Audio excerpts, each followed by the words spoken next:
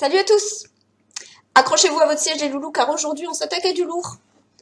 Au bal des actifs, demain le travail ou comment flipper sa SF en rêvant le monde professionnel de demain.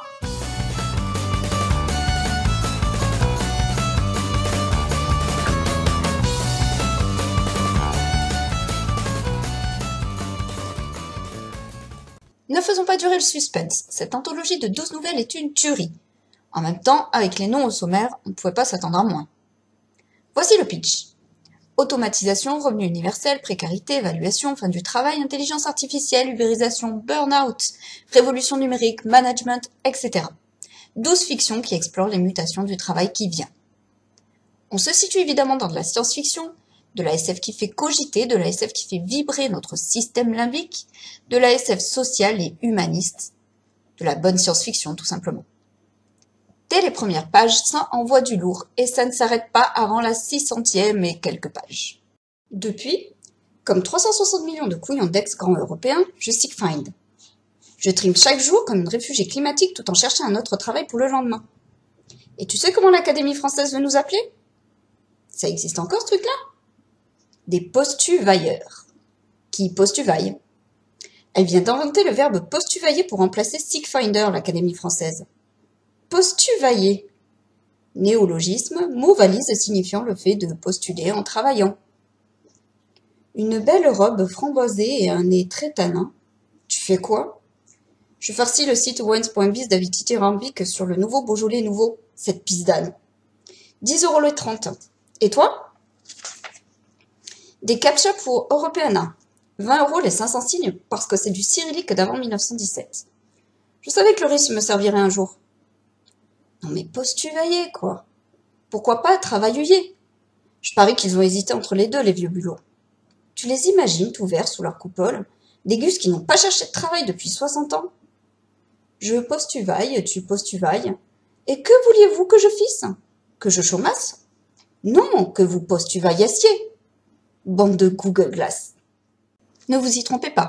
S'il y a de l'humour par-ci par-là, il y a aussi beaucoup de noirceur dans ce laborieux avenir. La plupart des récits décrivent un paysage professionnel bien sombre, avec un final souvent sordide pour les héros travailleurs. Certaines histoires laissent cependant passer davantage de lumière, d'espoir, tandis que l'une d'entre elles montre le monde du travail conçu pour le bien-être des humains, dans une organisation sociale toutefois sous-tendue par le mensonge. Le secret et la manipulation sont d'ailleurs des thèmes récurrents.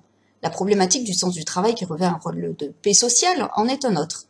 Et cette question du travail est envisagée autant sous l'angle de la société que sous celui de l'identité individuelle. On pourrait parler des heures des thématiques abordées dans cette anthologie et creuser bien des aspects à la lumière des sciences économiques et sociales, ainsi que des sciences humaines, telles que la philosophie ou encore la psychologie. Mais je vais m'arrêter là, et juste préciser qu'il s'agit d'une lecture plutôt complexe, même pour quelqu'un qui travaille dans le domaine de l'orientation scolaire professionnelle, ce qui est mon cas, et détenant une certaine maîtrise du jargon des ressources humaines, de l'évolution du travail, de ses formes émergentes, etc. Autant dire que les auteurs sont vraiment très bien documentés et savent de quoi ils parlent. Je me demande même si un glossaire n'aurait pas été utile.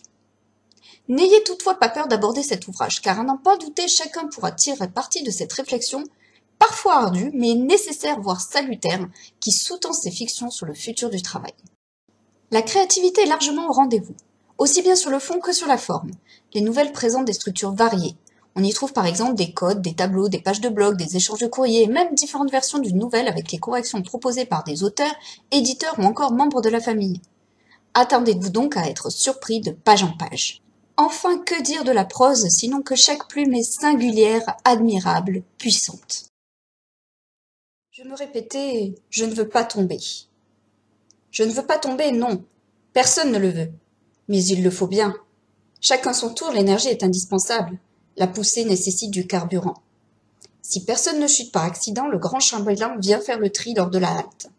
Ce n'est qu'une ombre dans le néant. On ne peut que l'apercevoir. Il désigne les cibles aux punisseurs. On entend des cris lorsqu'il déboucle les harnais. On devine les masses sombres de quelques charpentiers et ouvriers qui dégringolent dans un chuintement. Le rugissement du vent se fait alors plus fort. Le fracas des corps nous est inaudible, bien entendu. Mais l'énergie s'accroît aussitôt. Nous sentons l'oxygène affluer dans nos masques. Nous montons plus vite. Nous poussons plus fort. Autant pour honorer nos morts que pour ne pas les rejoindre trop tôt. Quel est mon âge? Je ne sais pas, je me sens fatiguée. J'ai de plus en plus de mal à me lever pour prendre mon poste. Je somnole parfois accroché de manière sommaire à mes tubes de soutien. Mon dos me fait souffrir. Mes épaules sont rouillées, mes genoux craquent, mes cheveux sont clairsemés. Nous dormons sur des paillasses disposées en damier, offertes au courant d'air. Les cendres se déposent sur nous en un fin duvet. Nous en respirons, nous en avalons. Elles n'ont pas toutes le même goût. Certaines sont plus sucrées que d'autres. Nous émergeons de ces repos brefs et fragiles avec l'impression d'avoir abandonné un peu de nous-mêmes sur nos litières. Nous sommes des particules qui nous désagrégeons chaque jour davantage. Nous sommes une promesse de cendre. Le souffle de l'empereur nous oppose à celui du vent et nous exhorte à pousser. J'aurais pu choisir tellement d'autres extraits, mais certains se lisent plutôt que s'entendent. Et comme l'orientation des jeunes m'intéresse particulièrement, je vous propose aussi ce court passage. Evette se fit une tartine de protéines pour chasser le sale goût du désinfectant qui traînait encore sur sa langue et déroula son CV. La moitié de ses certificats étaient périmés. Langue, socio, ergo, humanum, sémio, un putain de CV de fille. Je suis comme toutes les femelles, moi. J'ai fait des sciences molles, alors qu'il n'y a que les durs qui payent. Je ne suis pas trader, actuaire, data miner ou d'Eurobio. Pour les filles, de toute façon, c'est les sciences molles ou le CAIR. Foutue orientation à 13 ans. Foutu destin. Juste pour rappeler les nombreux déterminismes à l'œuvre dans l'orientation des jeunes femmes et des jeunes hommes, juste pour penser à celles et ceux qui arrivent à s'en libérer au moment de choisir. Et choisissons-nous vraiment librement? Et le travail rend-il vraiment libre?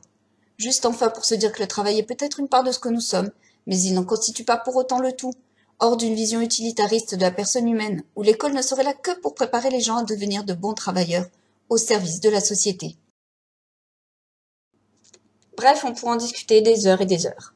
Mais concluons plutôt avec la chanson dont j'utilise l'intro pour les génériques de mes vidéos. Je trouve que les paroles sont particulièrement adaptées au thème d'aujourd'hui. Et à bientôt!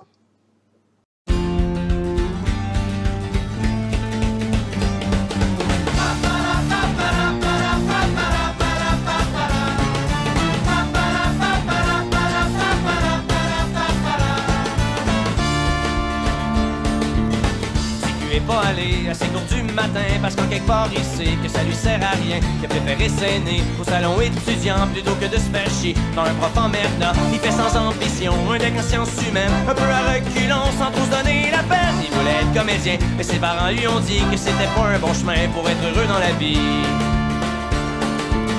Fait qu'il a pis niaise pour rien dans ses études. Pour lui c'est de la foutaise, la crise de platitude. La seule chose qui l'allume, c'est son équipe d'impro ou les pétards qui se fument quand il fait de la radio. Mais sa maman espère qu'il devienne avocat, qu'il fasse un bon salaire, un peu comme son papa. Mais TQ est pas un con, c'est bien que pour être heureux, faut vivre pour ses convictions et non pour celles de ses vieux.